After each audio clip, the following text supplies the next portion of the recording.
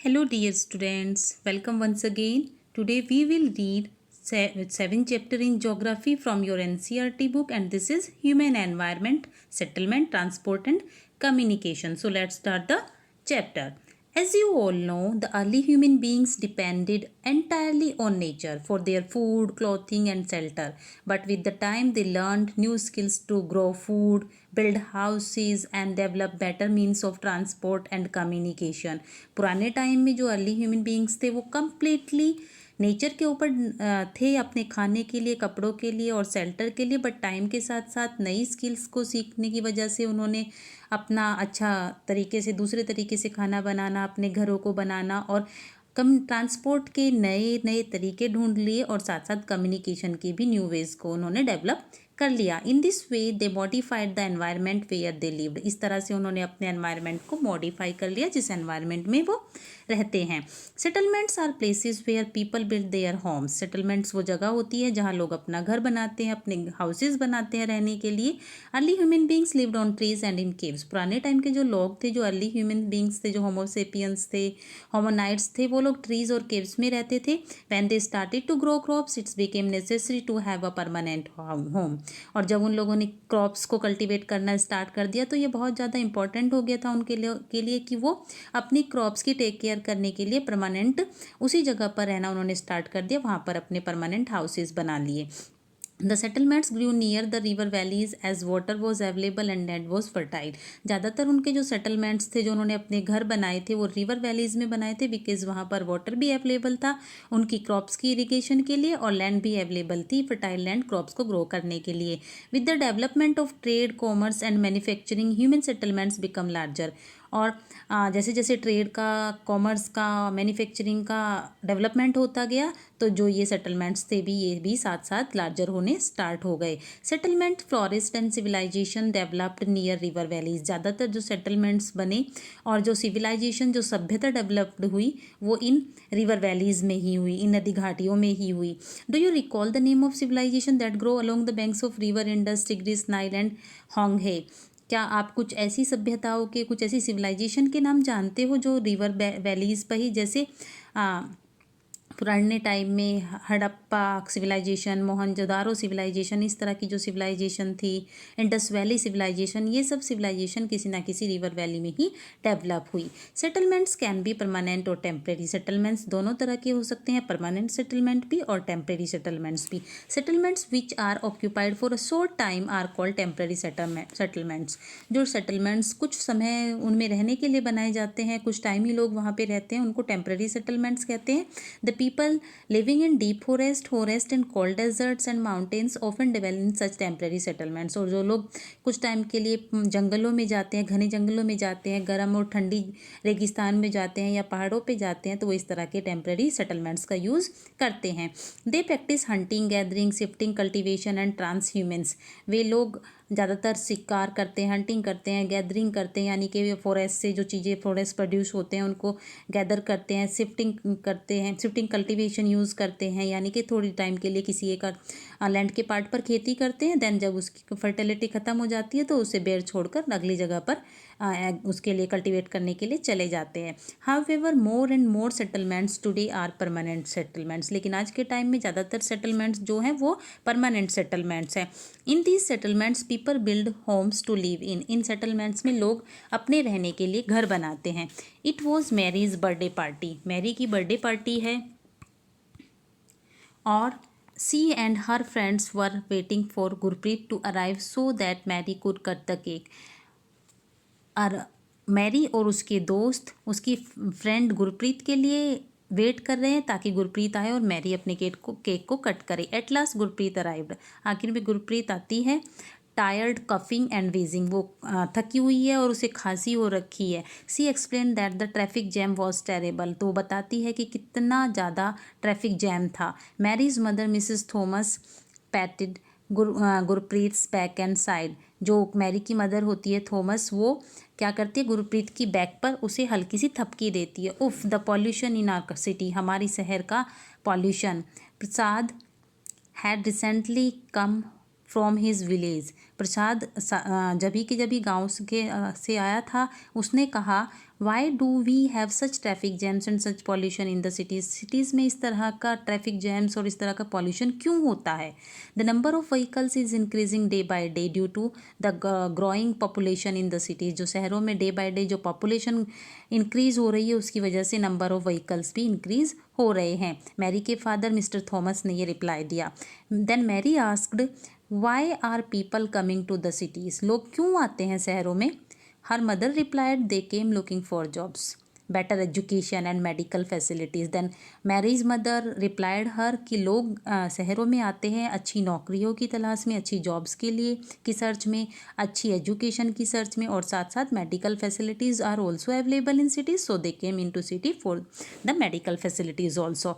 Mary further inquired, उसके बाद Mary पूछती है, if so many people keep coming to cities where will all the people live, अगर लोग इसी तरह शहरों में आते रहे तो लोग कहाँ रहेंगे। Then Mister Thomas said, that is why you see so many slums and squatters settlement where people stay in congested and unhygienic condition. तब मिस्टर थॉमस उसे कहते हैं कि इसी वजह से तो बहुत सारी झुग्गी झोपड़ियों में लोग रहते हैं और वो जगह बहुत ज़्यादा भीड़ भाड़ वाली होती है और अनहाइजेनिक कंडीशंस में लोग वहाँ रहते हैं, वहाँ गंदगी भी होती है। Shortage of power and water supply are common problems in the cities, पानी और बिजली की जो कटौती होती है वो कॉमन प्रॉब्लम है इन शहरों की। Then Prasad said, our village may not have big cinema halls, हमारे गांव के अंदर बड़े सिनेमा हॉल्स नहीं हैं, अच्छे स्कूल नहीं हैं, अच्छे हॉस्पिटल्स नहीं हैं, but we have a lot of open space, लेकिन हमारे पास बहुत सारी खुली जगह है जहां हम ताज़ी हवा में सांस लेते हैं। When my grandfather was sick we had to rush him to the city hospital, लेकिन जब हमारे दादाजी बीमार हुए तो हमें उन्हें शहर के हॉस्पिटल में लाना पड़ा।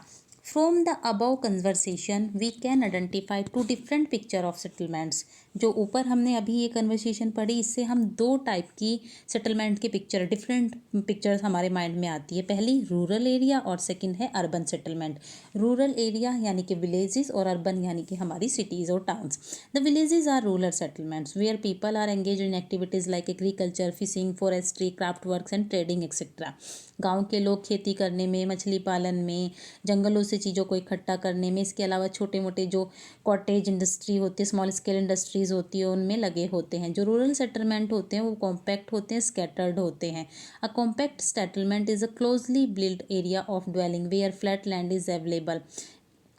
जो कॉम्पैक्ट सेटलमेंट होता है उसमें क्या होता है, पास पास में घर नहीं बने होते हैं। कॉम्पैक्ट सेटलमेंट में एक दूसरे के पास घर बने होते हैं फ्लैट लैंड के ऊपर। इन स्कैटर्ड सेटलमेंट, और स्कैटर्ड सेटलमेंट में क्या होता है, एक बड़े एरिया में दूर दूर घर होते हैं। This type of settlement is mostly found in hilly tracts, thick forest and region of extreme climate, जहाँ पर बहुत ज़्यादा गर्मी पड़ती है या ज़्यादा ठंड पड़ती है, या हिली एरियाज़ में या घने जंगलों में इस तरह के सेटलमेंट यानी कि स्कैटर्ड सेटलमेंट मिलते हैं। जो घर होते हैं वो एक दूसरे से काफ़ी दूर होते हैं। In rural areas people build houses to suit their environment. गांव में लोग अपने घर बनाते हैं ताकि वो उस खुले एनवायरनमेंट में रह सके। In regions of heavy rainfall they have slanting roofs, और जिन भागों में ज़्यादा तेज़ बारिश होती है वहाँ पर जो छत होती है वो स्लैंटिंग होती है, ढलान नुमा होती है। Places where water accumulates in the rainy season, the houses are constructed on a raised platform or stilt. जिन जगहों पर ज़्यादा बारिश होती है रेनी सीजन्स में, वहाँ के लोग अपने घरों को जो प्लेटफॉर्म होता है ना, जो लेवल लैंड होती है उससे थोड़ा ऊपर स्टिल्ट करके बनाते हैं, तो पोल्स के ऊपर खड़ा करके बनाते हैं ताकि बारिश में बाढ़ आए या फ्लड आए या तेज बारिश आए तो वो उसमें उनके घरों में पानी ना जाए। Thick mud walled houses with thatched roof are very common in areas of hot climate. जहाँ ज़्यादा गर्मी पड़ती है वहाँ मोटी मोटी मड की वॉल्स के बने हुए और थैच की छत के घर होते हैं। लोकल मटेरियल जैसे कि स्टोन, मड, क्ले, स्ट्रॉ, इन सब का इस्तेमाल किया जाता है इन हाउसेस को कंस्ट्रक्ट करने में। The towns are small and cities are larger urban settlements. Towns means कस्बे, और छोटे छोटे जो टाउन्स होते हैं और बड़ी जो सिटीज़ होती है ये दोनों ही अर्बन सेटलमेंट के एग्जाम्पल है। In urban areas the people are engaged in manufacturing, trading and services. जो बड़े शहर होते हैं उनमें लोग या तो फैक्ट्रियों में या कंपनियों में काम करते हैं या फिर बिजनेस करते हैं या फिर इसके अलावा जॉब्स भी करते हैं। Our next point is transport. Now we will discuss about the transport. Transport is the means by which people and goods move. Transport वो मीन्स है जिसके द्वारा लोग या फिर सामान वन प्लेस से अनदर प्लेस पर जाता है। पुराने टाइम में काफ़ी टाइम लगता था एक जगह से दूसरी जगह जाने में, लंबी जो लॉन्ग डिस्टेंस में अगर हम लोग ट्रैवल करते थे, पीपल या तो पैदल चल के या फिर एनिमल्स के ऊपर अपने सामान को, अपने गुड्स को कैरी करके लेके जाते थे। Invention of wheel made transport easier. पहिए के आविष्कार ने ट्रांसपोर्ट को ईजी बना दिया। With the passage of time different means of transport developed, but even today peoples use animal for transport.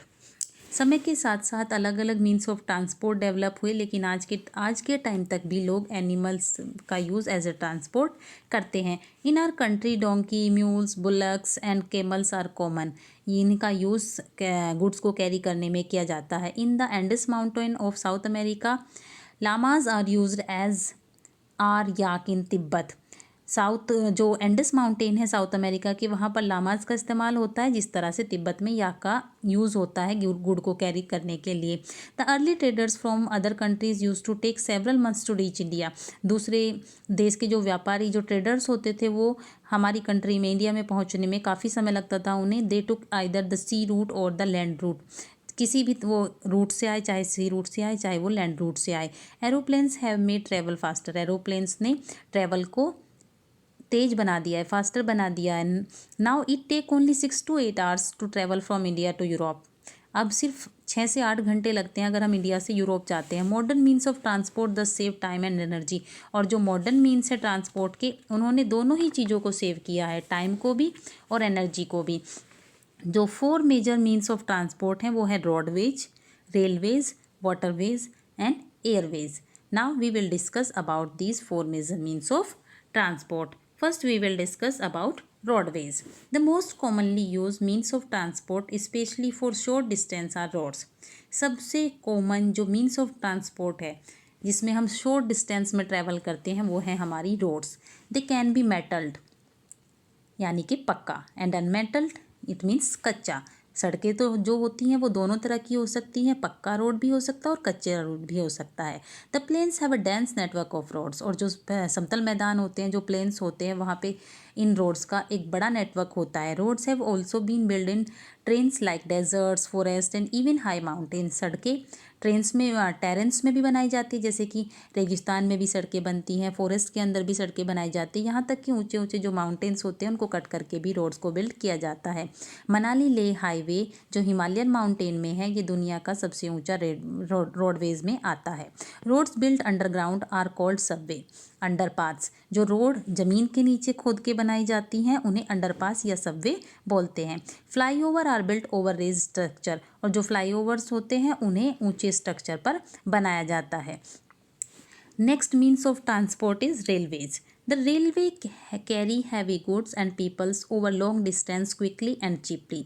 जो रेल्स होती हैं वो भारी से भारी सामान को, लोगों को लंबी जो डिस्टेंस होती है उस पर लेके जाती है जल्दी भी, और इसमें ट्रैवल करना बहुत ज़्यादा चीप होता है, सस्ता पड़ता है। The invention of steam engine and the industrial revolution helped in speedy development of rail transport. भाप का जो इंजन, जो स्टीम इंजन का इन्वेंशन, जो आविष्कार हुआ था स्टीम इंजन का, उसने, और जो इंडस्ट्रियल रेवोल्यूशन आई, जो औद्योगिक क्रांति आई, उसने बहुत ज़्यादा मदद की रेल ट्रांसपोर्ट को डेवलप होने में। Diesel and electric engines have largely replaced the steam engines. और बाद में डीजल और इलेक्ट्रिक इंजन ने स्टीम इंजन की जगह ले ली। In places super fast trains have been introduce to make the journey fast. और टाइम के साथ साथ जब टेक्नोलॉजी आई तो बहुत सारी ऐसी सुपर फास्ट ट्रेन्स भी बन गई जिन्होंने इस जर्नी को और भी ज़्यादा फास्टर बना दिया। The railway network is well developed over the plains area. Plains में रेलवे नेटवर्क को ईजीली डेवलप कर सकते हैं। एडवांस और जो टेक्नोलॉजिकल स्किल्स हैं उन्होंने रेलवे लाइंस को डिफ़िकल्ट माउंटेन टेरेंस में भी बनाने में हेल्प की है, यानी कि पहाड़ों को भी काट कर रेलवे लाइंस बिछाई गई है। But these are much fewer in number. But ये बहुत कम संख्या में पहाड़ों पे रेलवे लाइंस हैं। Indian railway network is well developed. India का जो रेलवे नेटवर्क है वो काफ़ी अच्छे से डेवलप है और ये एशिया का सबसे बड़ा नेटवर्क है। Our next point is waterways. You have already learned that since early days waterways were used for transportation. आपने पहले भी पढ़ा होगा, आपने पहले भी इसके बारे में जानकारी, आपको इन्फॉर्मेशन मिली होगी कि पुराने टाइम से लोग वाटरवेज के थ्रू ही ट्रांसपोर्ट कर रहे हैं. Waterways are the cheapest for carrying heavy and bulky goods over long distance. लंबी दूरियों पर बड़ी जहाँ पर लॉन्ग डिस्टेंस में अगर हम वन प्लेस से अनदर प्लेस पे जाते हैं तो ये सस्ता भी पड़ता है कि भारी से भारी सामान को भी वाटरवेज के द्वारा ले जाया जा सकता है. They are mainly of two type. जो वाटरवेज होते हैं वो टू टाइप्स होते हैं, इनलैंड वाटरवेज और sea routes.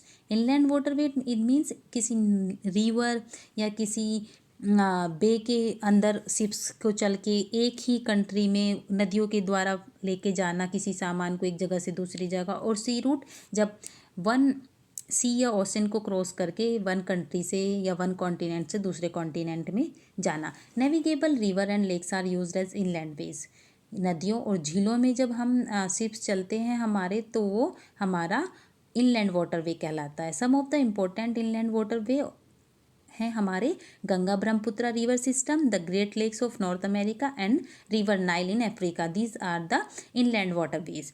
C routes and oceanic routes are mostly use for transporting merchandise and goods from one country to another. जो समुद्री रास्ते होते हैं हमारे, जो सागर के रूट होते हैं स्पेशली, उनका यूज़ किया जाता है जो हम सामान इंपोर्ट या एक्सपोर्ट करते हैं, जिस गुड को एक कंट्री से दूसरी कंट्री में, उसे वन कंट्री से अनदर कंट्री में लाने या ले जाने में सी रूट के द्वारा उसको वन कंट्री से अनदर कंट्री में लाया या ले जाया जाता है. Some of the important port of the world are Singapore and Mumbai in Asia, New York, Los Angeles in North America, Rio de Janeiro in South America, Durban and Cape Town in Africa, Sydney in Australia. ये सब हमारे और इसके अलावा London and Rotterdam in Europe. These are the famous sea port जहाँ से सामान को इम्पोर्ट या एक्सपोर्ट किया जाता है वन कंट्री से अनदर कंट्री में. Our next point is waterways, airways. This is the fastest way of transport developed in the early 20th century. 20वीं शताब्दी में जिस न्यू मीन्स ऑफ ट्रांसपोर्ट का डेवलपमेंट हुआ, and this is the fastest means of transport. This is airways. It is also the most expensive due to high cost of fuels. इसमें high fuel की जो cost होती है वो काफ़ी high होती है, इसीलिए एयरवेज के द्वारा जर्नी करना काफ़ी एक्सपेंसिव पड़ता है. Air traffic is adversely affected by bad weather like fog and storm. जो एयर ट्रैफिक को, जो हमारे एयरवेज को कभी कभी अफेक्ट करता है वो होता है बैड वेदर. कभी कभी ख़राब मौसम हो जाता है, जैसे बहुत ज़्यादा फोग हो जाता है या फिर तेज़ हवाएं या तूफान आता है, तब इससे एयरवेज डिस्टर्ब होता है. It is the only mode of transport to reach the most remote and distant areas, specially where there are no roads and railways.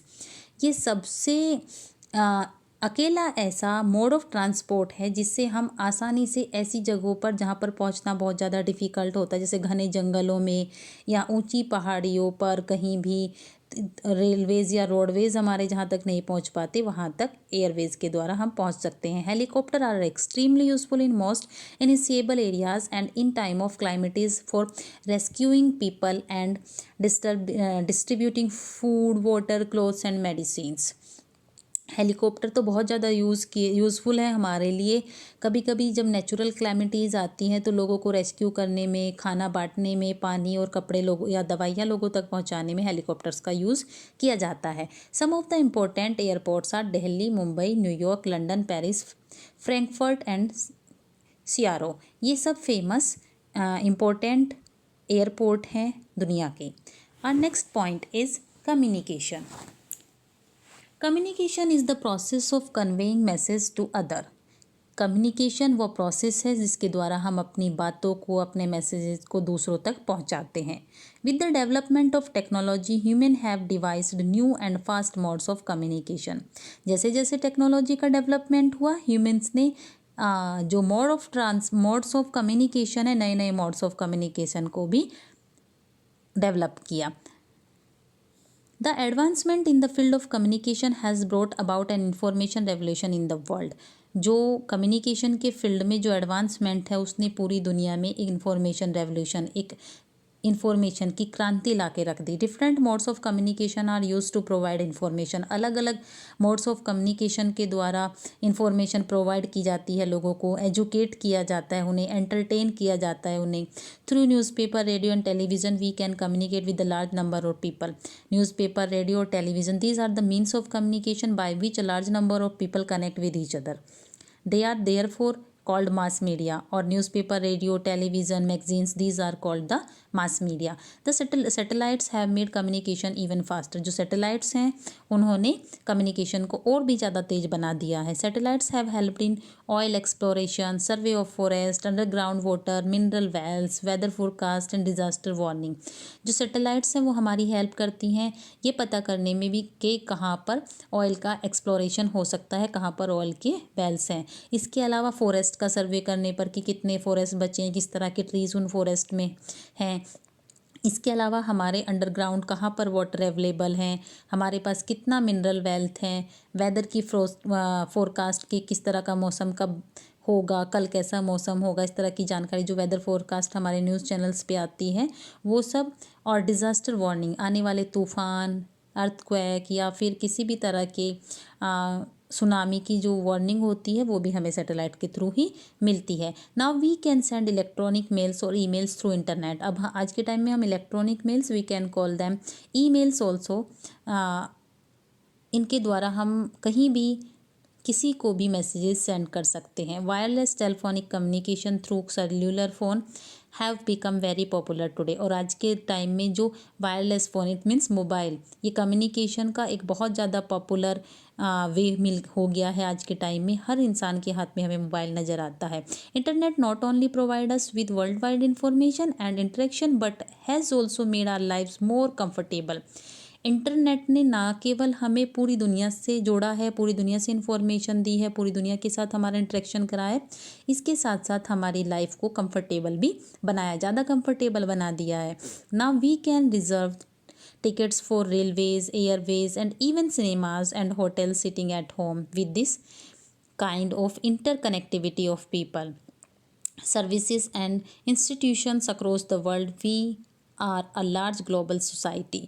आज के टाइम में हम घर बैठे रेल के टिकट को बुक कर सकते हैं, अपने जो हमारे एयर के टिकट होते हैं, जो एरोप्लेन टिकट्स होते हैं उनको बुक कर सकते हैं, सिनेमा के टिकट्स बुक कर सकते हैं, घर बैठे बैठे होटल में अपनी बुकिंग कर सकते हैं। तो ये सारी चीज़ें, जो कनेक्टिविटी है लोगों की, वो जुड़ गई है आपस में, हम लोग एक दूसरे से कनेक्ट हैं। इसके अलावा हम पूरी दुनिया में किसी भी इंस्टीट्यूशन से किसी भी तरह की सर्विस हमें मिल सकती है। हम एक ग्लोबल सोसाइटी की तरह रह रहे हैं, एक बहुत बड़ी पूरे वर्ल्ड के लोग एक ग्लोबल सोसाइटी में, एक लार्ज ग्लोबल सोसाइटी में एक दूसरे से कनेक्ट हैं। और एक दूसरे से कनेक्ट होकर हम लोग कहीं से भी कोई भी इंफॉर्मेशन इंटरनेट के थ्रू गेन कर सकते हैं और किसी भी तरह का अपना टिकट या फिर रिजर्वेशन करा सकते हैं। जैसे रेल के टिकट के लिए रिजर्वेशन करा सकते हैं, या एयर के थ्रू हमें कहीं जाना है एरोप्लेन के थ्रू, तो हम अपना वहाँ पे अपना टिकट रिज़र्व करा सकते हैं। और घर बैठे होटल बुक कर सकते हैं किसी दूसरे शहर में जहाँ हमें जाना होता है। तो ये सारी चीज़ें हमारे लिए बहुत ज़्यादा, इंटरनेट ने हमारे लिए इन सब चीज़ों को बहुत ज़्यादा कंफर्टेबल बना दिया है और हमारी लाइफ को और भी ज़्यादा पहले से ईजी बना दिया है। सो our 7th chapter is complete here. Hope you all have listened me carefully. Thanks. Have a nice day.